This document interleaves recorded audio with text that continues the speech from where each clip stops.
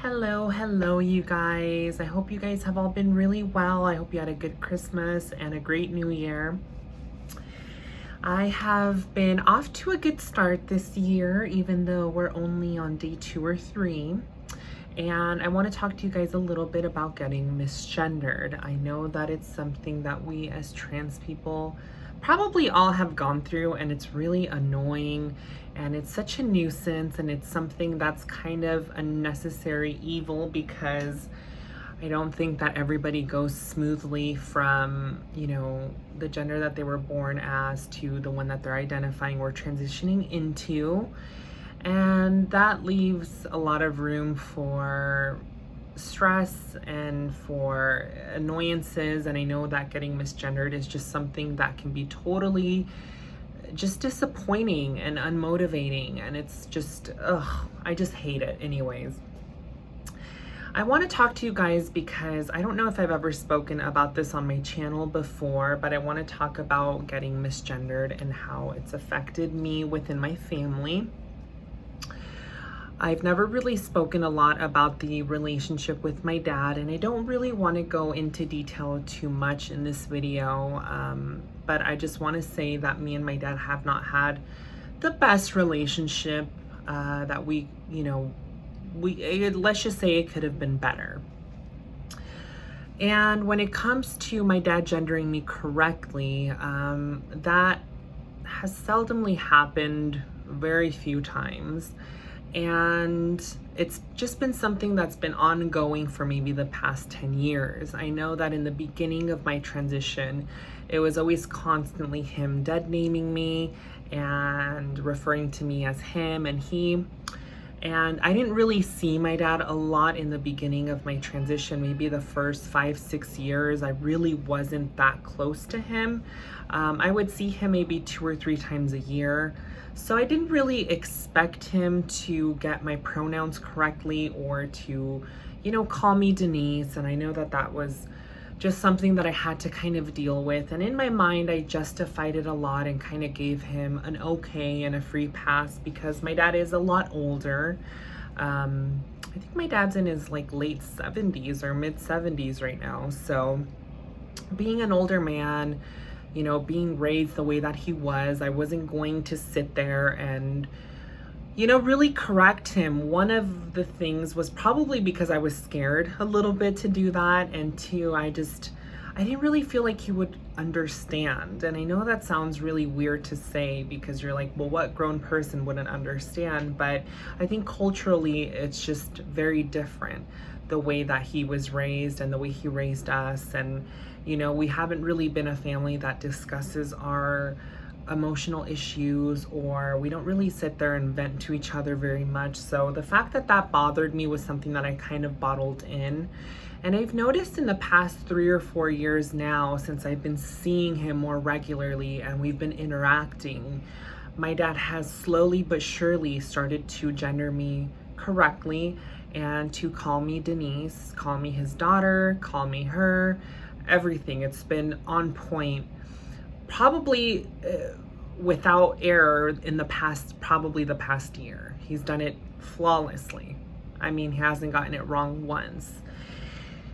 And I guess what I'm trying to say with this is that it takes time, and I know that sometimes we get really frustrated with our family members, and we're so consumed in our transition. And that's not a bad thing, guys. I'm not trying to say that you're being selfish or anything, because I think when you're transitioning, you have to be selfish. You have to focus on yourself. You have to nurture yourself, love yourself. You have to give yourself respect. You have to give yourself boundaries.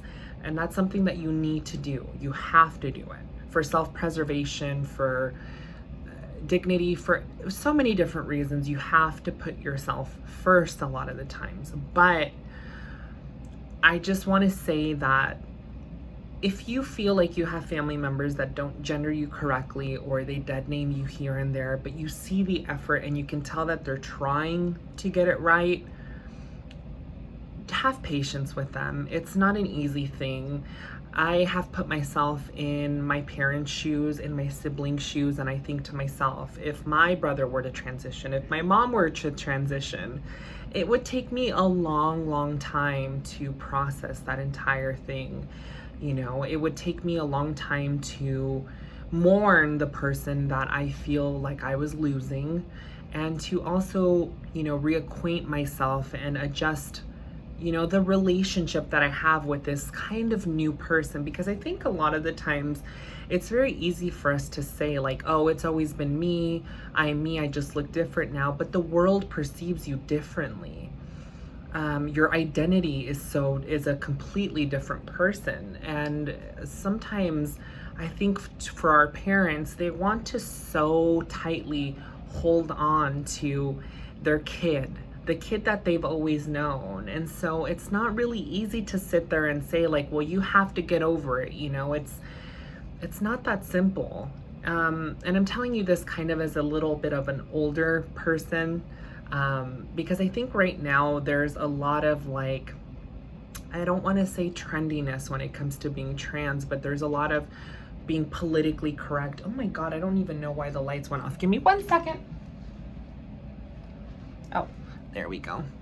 Anyways, it has a sensor, you guys. So, but there is a lot of, like, politically correctness right now. And I think a lot of the times we kind of badger people to get things right from the get-go. And I think it's not our job to educate people, but it comes with the territory. Sometimes we have to sit there and we have to teach people to interact with us. We have to give them some time and some patience and be graceful. And these are our loved ones, you guys. It shouldn't be a burden to do these things. I know sometimes it's frustrating and it gets stressful and repetitive and it's fucking annoying, but if you love these people and you can tell that they love you and they try, even if it's a little bit, have some patience, because ruling people out and cutting people out left and right in the end will not do you any good. Sometimes it's beneficial to get rid of really, really, really emotionally abusive, toxic people, yes, but I don't think that misgendering is like this act of violence that a lot of people have been trying to make it out to be. And maybe I'm speaking like a boomer or like an old person, but I genuinely don't feel that way. If I were to cut out everybody who has misgendered me or has dead named me by accident, and I was just quick to get them out of my life, I probably wouldn't have the support system that I have today. So I just want you guys to be mindful of that. Educate them gracefully, be kind, don't get really, really upset, don't claw into them. Some people really genuinely just don't know any better. And so if you need to, give them some patience and some love, do it lovingly, do it kindly. I've gotten super frustrated before in the past, and there's been times where I just want to cut people out because I'm so annoyed and I don't want to have to keep repeating myself. But I do notice that it's a slip up and it happens, and not a lot of people are really knowledgeable and they don't know what they need to do. They don't know how to interact with us. It seems like trans people are everywhere nowadays, but the truth of the matter is some people don't know a trans person and have never met a trans person. So I'm just telling you that I think it's best if you just take a breather, be patient with these people. They are our loved ones, and in the end, they can really surprise you and be really, really great. Allies, great parents, great friends, great siblings, whatever it may be. But just be kind, you guys. Don't take any bullshit, but at the same time, don't rule everything out and don't rule people out that quickly. I don't know. But yeah, that's all I wanted to say. I guess the reason why this came up is because we just had a New Year's party at my sister's house and all of my family was there. And it was just so nice to see my dad, refer to me correctly, call me Denise, call me his daughter, give me a hug, give me a kiss, ask me if I'm doing okay.